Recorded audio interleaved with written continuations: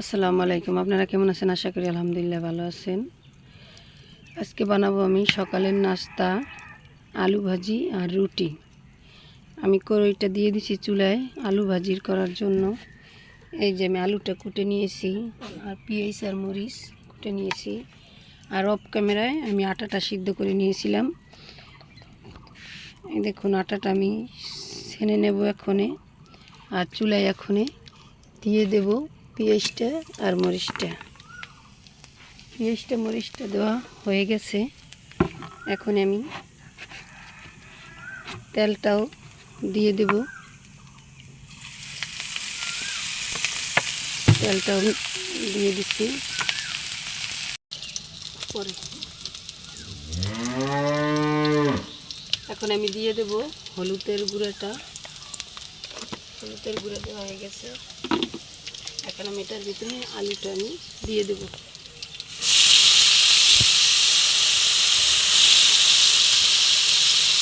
আলুটা আমি দিয়ে দিতে দিয়ে রেখেছিলাম আগেই।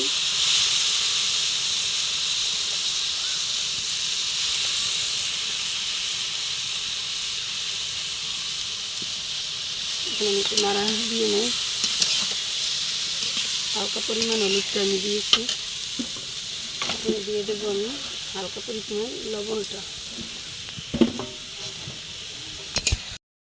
এত দূরে ওখানে ধর, এগুলো আলুর দিক ধর। এখন আমার আলু ভাজিটা প্রায় হয়ে গেছে। ঢাকুনটা দিয়ে ঢেকে দিয়েছিলাম সিদ্ধ করার জন্য। সিদ্ধটা যে হয়ে গেছে, আর একটু হবে, তাহলে আমি নামিয়ে ফেলাবো। আর একটু ঢেকে দিয়ে এখন আমি এই যে বেলুনটা নিয়েছি আটাটা, এখন আমি রুটিটা বেলে নেব। আপনারা পুরো ভিডিওটা দেখতে থাকুন। আর আপনারা লাইক কমেন্ট শেয়ার করুন, সাবস্ক্রাইব করুন। এত কষ্ট করে ভিডিওটা বানাই, দয়া করে আপনারা ফলো দিন, সাবস্ক্রাইব করবেন। এখন আমি বেলে নিয়েছি, করে নিয়েছি।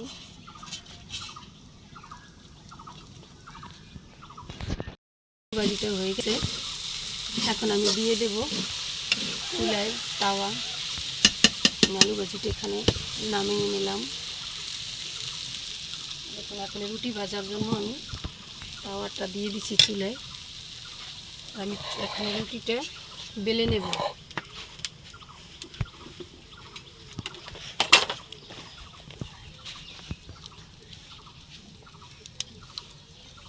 রুটিটা আমি বেলে নিতেছি। তবে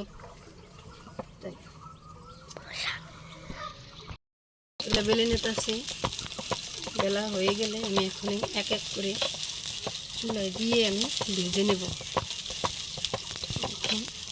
সকালের নাস্তা, হালকা পাতলা নাস্তার জন্য রুটি আর আলু ভাজি।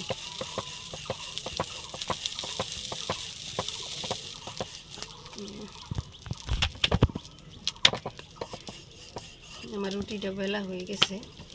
ছোট করে বলি, বেশি বলি না, বড় করি না। দেখুন আমার রুটিটা হয়ে গেছে।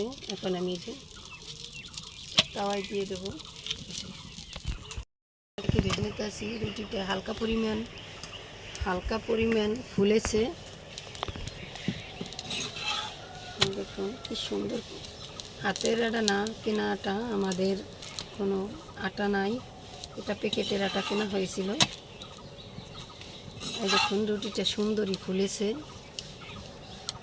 এই দেখুন সকালের প্রকৃত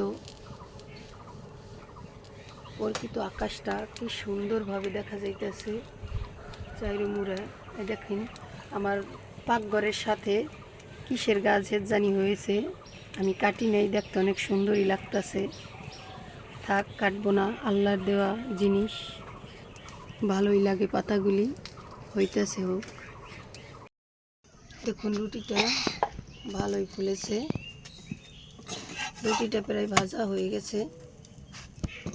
এখন আমি দুইটা পরোটা ভেজে নেব।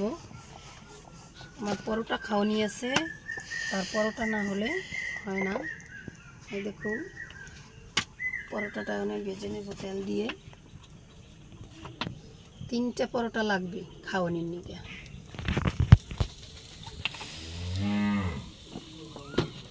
পরোটা না হলে তার চলে না। দেখুন তেলটা বেশি হয়ে গেছে রে,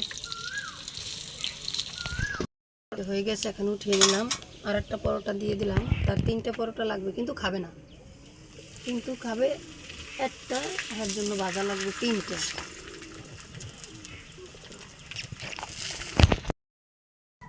এই দেখুন, এই যে খেতে দিয়েছি, খাইতে আছে রুটি আর ভাজি।